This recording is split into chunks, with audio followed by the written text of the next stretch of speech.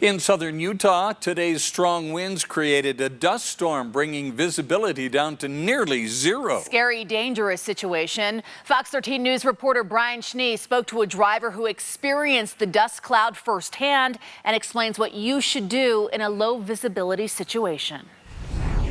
One of Utah's most devastating accidents in the state's history took place on I-15 in Millard County last July.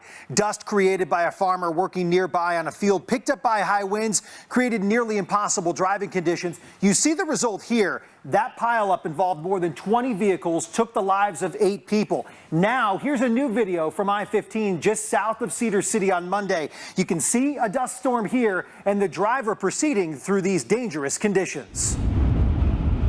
I did not expect it to be that bad, to be honest.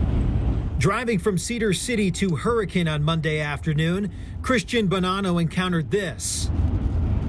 I must have just been 5 or 10 minutes outside of Cedar City, and when I was coming down the hill, you could see it from a distance, just all the red dust blowing across the highway. Dust kicked up in the area, limiting visibility for drivers on I-15. These type of dust events are actually fairly frequent in Utah. Timothy Wright, a climatologist here in Utah, analyzed the dust video and explained how these storms come to be. More looks like it's just strong winds associated with the storm system moving into Utah.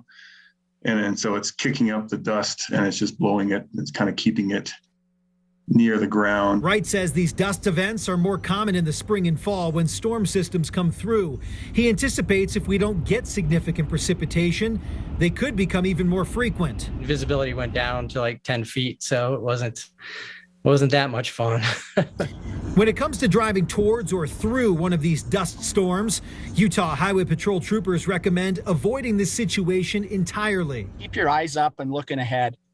Driving into a dust storm isn't something that just mysteriously happens. It's something you'll be able to see from a distance. Which was the case Monday afternoon. If you're driving and you have to enter a dust area, reduce your speed to what you believe that you can safely drive through it and stop if you come upon somebody, and just continue to move.